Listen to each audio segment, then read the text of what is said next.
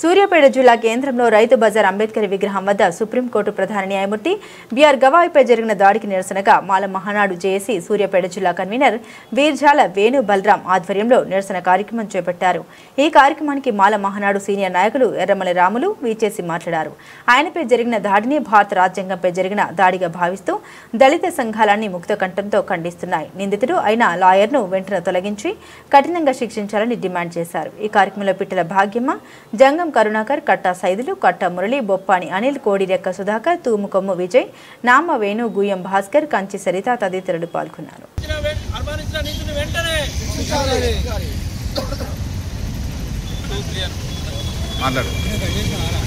ఈ నెల 6వ తారీఖున భారతదేశంలో ఉన్నటువంటి అత్యున్నత స్థానాల్లో ఒకటైన సుప్రీంకోర్టు, ఆ సుప్రీంకోర్టు ప్రధాన న్యాయమూర్తి అయినటువంటి బిఆర్ గవాయ్ గారిపై ఒక కేసు విచారణ జరుగుతుండగా రాకేష్ కిషోర్ అనే ఒక లాయర్, ఒక మనవాద లాయర్ ఆయన పైన బూటు విసిరేయడం జరిగింది. దీన్ని మేము తీవ్రంగా ఖండిస్తూ ఈ యొక్క చర్యని భారత రాజ్యాంగం మీద జరిగినటువంటిదిగా మేము భావిస్తూ ఉన్నాం. దానిలో భాగంగానే ఈరోజు ఎవరైతే ఈ యొక్క చర్యకు పాల్పడిన వ్యక్తి ఉన్నాడో ఆయనను కఠినంగా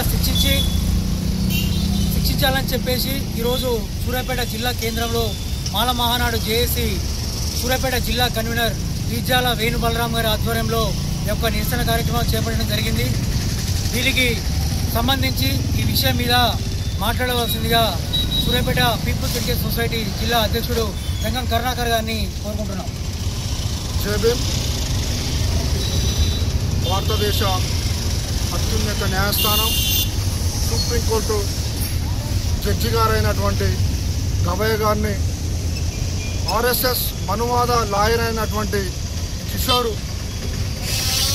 ఒక మెంటల్గా షూ తీసుకొని కేసు విచారణ జరుగుతుండగా ఒక పిచ్చోడి లెక్క, వాడు లాయర్ ఎట్లయినా అర్థం కావట్లేదు, ఒక పిచ్చోడి లెక్క బిహేవ్ చేసి షూ తీసుకొని ఇసేయడం, దాన్ని తోటి లాయర్లు సిబ్బంది అడ్డుకోవడం జరిగింది. మరి ముఖ్యంగా గవాయ్ గారి మీద దాడి అంటే భారత రాజ్యాంగం మీద,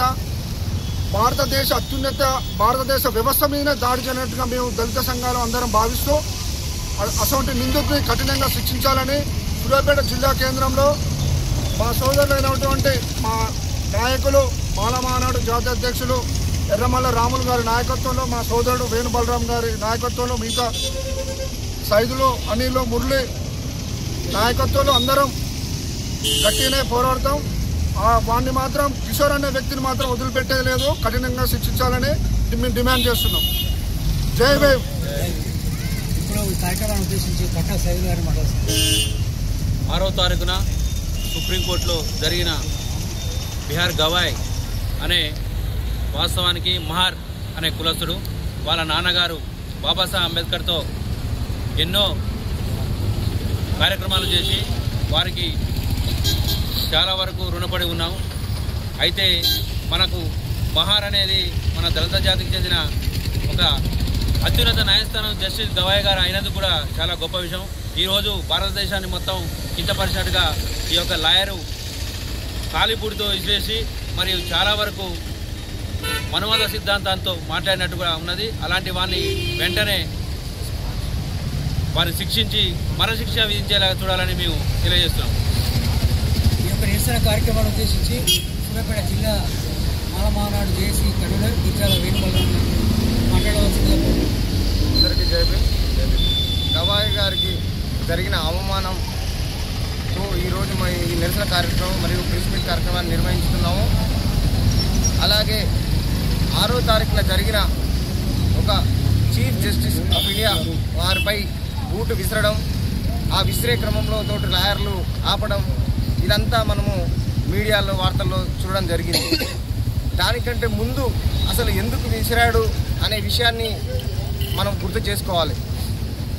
ఒక గుడిలో ఒక విగ్రహం తలకాయ లేదని పర్సనల్గా ఒక పిటిషన్ పెట్టడం జరిగింది. అది డైరెక్ట్ సుప్రీంకోర్టులో పెట్టడం జరిగింది. ఆ పిటిషన్కి గవాయ్ గారు చూసి మరి ఇలాంటి చిన్న చిన్నవి మరి మేము చేసేది కాదు, దానికి ఆర్కియాలజీ డిపార్ట్మెంట్ ఉన్నది అని చెప్పడంతో వాళ్ళు రిపీటెడ్గా మీరు ఏదో ఒక నిర్ణయం తీసుకోవాలి అన్నప్పుడు ఆయన మరి మీరు ఒకవేళ మీ వల్ల కాకపోతే ఆ దేవుణ్ణి ప్రార్థించండి అనే ఒక చిన్న మాట మాట్లాడడం జరిగింది. దాన్ని ఉద్దేశించి జరిగిన 15 రోజుల తర్వాత మరి ఈ రాకేష్ కిషోర్ అనే వ్యక్తి మరి బూటు విసరడం జరిగింది.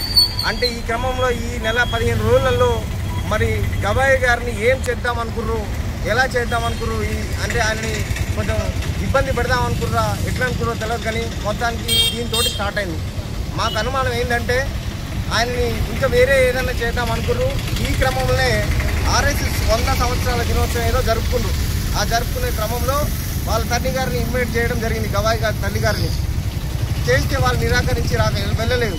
వెళ్ళని క్రమంలో వీళ్ళకు మొత్తం ఉద్దేశం ఏంటంటే ఈ సుప్రీంకోర్టులో ఎలాంటి రిజర్వేషన్ లేకుండానే ఈ జడ్జి పదవులు వస్తాయి కాబట్టి వీళ్ళు ఒక ఇంటలెక్చువల్స్ ఇలాంటి వాళ్ళు అంటరాని వాళ్ళు ఈ స్టేజ్కి రావడం ఏంది అని దానికి కొంచెం చర్చగా పెట్టుకొని వీళ్ళని ఎలాగైనా అవమానించాలి. ఈ స్టేజ్ వాళ్ళని అవమానిస్తే దాని కింది వాళ్ళు కూడా ఇంకొకసారి ఈ ప్రయత్నాలు చేయరు, వీళ్ళు కనీసం మాట్లాడే హక్కు కూడా కోల్పోతారనే ఉద్దేశంతో వీళ్ళు దాన్ని ఆ రకంగా ప్రమోట్ చేయడం జరిగింది. దీన్ని మేము పూర్తిగా ఖండిస్తున్నాము. ఇది రాజ్యాంగం పైన ఆయన మొట్టమొదటి బౌద్ధస్తులుగా సిజేగా ఆయన 2వ దళితులుగా ఆయనకు ఇవ్వడం జరిగింది. ఈ నిరసనని మేము పూర్తిగా ఎక్కడైనా సరే దీన్ని పెద్ద ఎత్తున నిరసన తీసుకొని వానికి రాకేష్ కిషోర్ అంటే డోనికి దేశద్రోహిగా ఆ ముద్ర వేయాలి. వానికి ఎవరైతే సహకరించారో వాళ్ళని కూడా దేశద్రోహుల కింద పెట్టాలి. ఎందుకంటే ఇదేదో చిన్న విషయం అయితే కాదు. దీన్ని ప్రతి ఒక్క దళిత సంఘాలు, అంబేద్కరిస్టులు అందరూ కూడా దీన్ని నిరసన వ్యక్తం చేస్తూ ఆయనకి శిక్ష పడేంత వరకు ఈ నిరసన కార్యక్రమాన్ని ఆపవద్దని నేను ఈ సూర్యాపేట తరఫున జేఏసీ మాలమాడ తరఫున కోరుకుంటున్నాను. ఇప్పుడు సూర్యాపేట జిల్లాలో మాలలకు దిక్సూచిగా ఉంటూ మాకు వెళ్ళినప్పుడు ఈ యొక్క కార్యక్రమాన్ని ఉద్దేశించి యువ నాయకుడు మా తుమ్మకమ్మ విజయ్ని మాట్లాడాల్సిన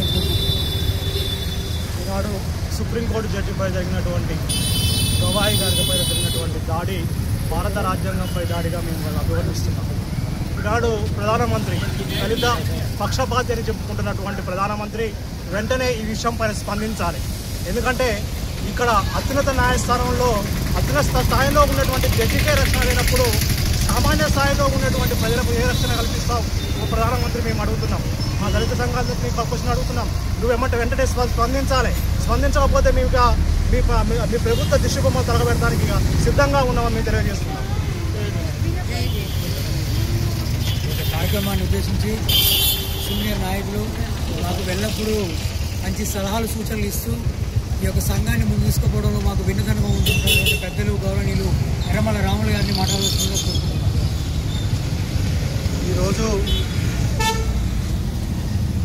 బాబాసాహెబ్ అంబేద్కర్ వారసు 6వ తారీఖు నాడు జరిగిన అవమానం అంటే భారత రాజ్యాంగం పైన జరిగినటువంటి అవమానం. ఎందుకంటే సుప్రీంకోర్టు స్థాయిలో ఉన్నటువంటి వాళ్ళు 27 మంది జడ్జీలు. 27 మంది జడ్జీలలో 2 మాత్రమే ఒక ఎస్సీ ఒక బీసీ ఉన్నారు. మిగతా 25 మంది కూడా బ్రాహ్మణ్. అంటే వాళ్ళలో పడినటువంటి కుట్ర ఏంటంటే ఈ ఎస్సీ బీసీలు కనుక మాతో సమానంగా కూర్చోవడం ఏమిటి అనేటువంటి ఈర్ష్యతో, కుట్రతో, కుతంత్రంతో గవాయిని అవమానించడం జరిగింది. వాస్తవికంగా జడ్జిమెంట్కు సంబంధం లేనటువంటి కేసు అది. ఎవడో కృష్ణుడు అంట, కృష్ణుడు అనేటువంటి వాడిని అసలు కృష్ణుడు బొమ్మ తెలియదు, రాముడు బొమ్మ తెలియదు, ఏ బొమ్మో తెలియదు. ఆ బొమ్మ తల తీసేసింది కాబట్టి ఆ తలకు సంబంధించినటువంటి నిర్ణయాన్ని సుప్రీంకోర్టు స్థాయిలో విచారణ జరిపి దానికి న్యాయం చేయాలని చెప్పి కోరుతాడు ఆయన. కాబట్టి ఆయన ఎన్నాళ్ళ నుంచి ప్రాక్టీస్ చేస్తున్నాడో మాకైతే అర్థం కావట్లేదు. కానీ లా పొజిషన్ ఏందో తెలియదు. పూర్తిగా లా పొజిషన్ తెలవకుండా పెరిగినటువంటి వాడు సుప్రీంకోర్టులో అడ్వకేట్కి ఎట్లా పనిచేస్తున్నాడో మాకు అర్థం కావట్లేదు. కాబట్టి దయచేసి ఈ అడ్వకేట్ అనేటువంటి సిస్టంలో ఉన్నటువంటి వ్యక్తులకు కనీసం లా పైన జ్ఞానం ఉండాలి. భారతదేశానికి కల్పించినటువంటి 290 చట్టాల్లో వాటికి సంబంధించినటువంటి వాస్తవ ప్రకటనలు ఏమిటనేది తెలిసి ఉండాలి. అది తెలవకుండా మాట్లాడడం అంటేనే ఇలాంటి చర్యలకు పాల్పడతారు.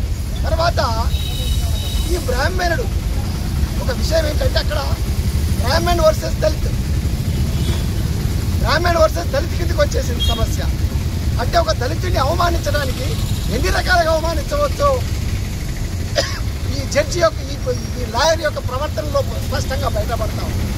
మరి వాళ్ళ ఈ దేశానికి స్వాతంత్ర్యం తెచ్చిన పోరాటంతో సంబంధం లేని వ్యక్తి, ఈ స్వాతంత్ర్య పోరాటంలో కాదు అసలు ఏ పోరాటంలో కూడా సంబంధం లేనటువంటి ఆర్ఎస్ఎస్ శాఖకు సంబంధించినటువంటి వాళ్ళు ఈ దేశాన్ని పరిపాలిస్తున్నారు.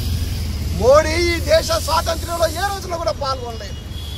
ఆర్ఎస్ఎస్ అనే సంస్థ స్వాతంత్ర్య పోరాటాలు ఎక్కడ కూడా పాల్గొనలేదు. అదే కాదు, ఈ రోజున జాతీయ జెండా ఆర్ఎస్ఎస్ వాళ్ళ ఇళ్ల మీద ఎగరడం లేదు. ఇటువంటి ద్రోహులు ఈ దేశానికి పరిపాలించే అర్హత మనం సంపాదించి పెట్టాం. అది ఎవరి వల్ల వచ్చింది?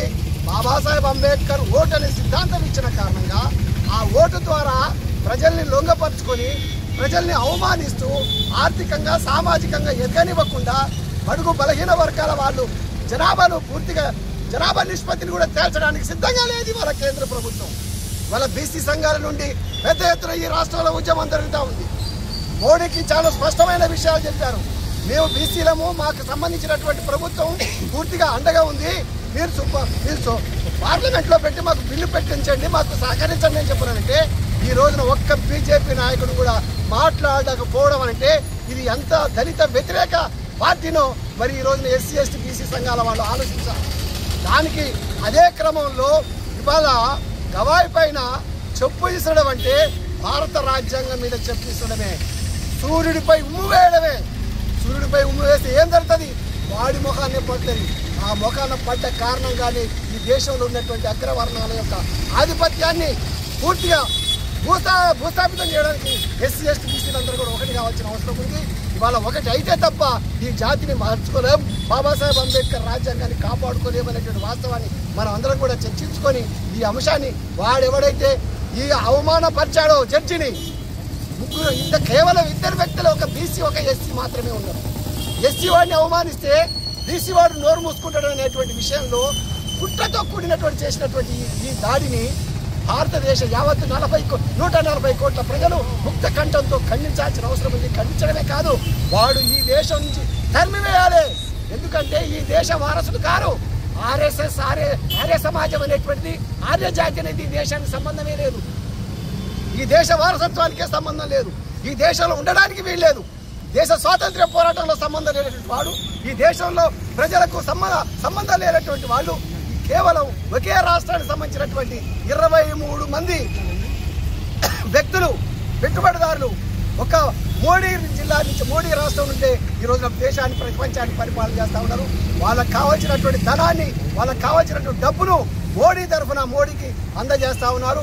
ఆ 27 మందిలో ప్రధానమైన పాత్రదారులు ఇక్కడ ఉన్నటువంటి టాటా, బిర్లా, మఫత్లాల్, గోయకల్, తర్వాత వాళ్ళ అంబానీ లాంటి వాళ్ళు ఈ రోజున అదే జిల్లాకు సంబంధించినటువంటి వాళ్ళు. కాబట్టి ఈ రాష్ట్రాన్ని పూర్తిగా పెట్టుబడిదారు వ్యవస్థలకు మార్చనివ్వకుండా, పెట్టుబడిదారు వ్యవస్థ ఎక్కడ కూడా పెరగనివ్వకుండా, యాంత్రిక విధానాన్ని ఎక్కడ కూడా ఏ రాష్ట్రంలో కూడా అభివృద్ధి కానివ్వకుండా చేస్తూ ఉన్నారు. ఇది దుర్మార్గమైన పాలన. ఈ దుర్మార్గమైన పాలనను ప్రజలందరూ కూడా గమనించాలి. ఈ రాష్ట్రంలో వస్తున్నటువంటి ఇండస్ట్రియల్ వ్యవస్థను మనం అందరం కూడా స్వాగతం పలకాలి. ఎందుకంటే ఇండస్ట్రియల్ వ్యవసాయం ఈ రోజున మనకు అందుబాటులో లేదు. పేదవాడికి అందుబాటులో ఉండేటువంటి పరిస్థితి లేదు. భూమి లేనటువంటి వాడు యాంత్రిక విధానాల మీద ఆధారపడాల్సిన అవసరం ఉంది. అందుకని బాబాసాహెబ్ అంబేద్కర్ చాలా క్లియర్గా చెప్పారు, గ్రామాలు వదలండి, పట్టణాలకు వలసరండి, పట్టణాల్లో బ్రతకడం నేర్చుకోండి, జీవన విధానానికి మలుచుకోండి, మీ బ్రతుకుని మార్చుకోండి అని చెప్పని ఏ రోజునే ఆయన ఉన్నప్పుడే చెప్పడం జరిగింది. కానీ ఈ రోజు వరకు కూడా మనం ఇంకా ఎంతో చిన్న కొంచెం గొప్ప ఉన్నటువంటి భూముల్ని పట్టుకొని గ్రామాల్లో బ్రతుకుతా ఉన్నాం. ఆ గ్రామీణ వ్యవస్థలో కూడా కుల వ్యవస్థ బలంగా నిలబడి ఉంది. ఆ కుల వ్యవస్థ ఈ రోజున బలంగా ఉన్న కారణంగానే ఈ రోజున మోడీ లాంటి వాళ్ళు ఈ దేశాన్ని పరిపాలించడానికి అర్హత సంపాదించున్నారు. ఇవాళ ఆర్ఎస్ఎస్, శివసేన లాంటి సంఘాలు ఈ దేశంలో పుట్టగొడుగులాగా పుట్టుకొచ్చి ఈ దేశం యొక్క ఆర్థిక సామాజిక స్థితిగతుల్ని పూర్తిగా నాశనం చేయడం కోసం కుట్రలు జరుగుతూ ఉన్నాయి. ఈ కుట్రను మనందరం కూడా ఛేదించాల్సిన అవసరం ఉంది.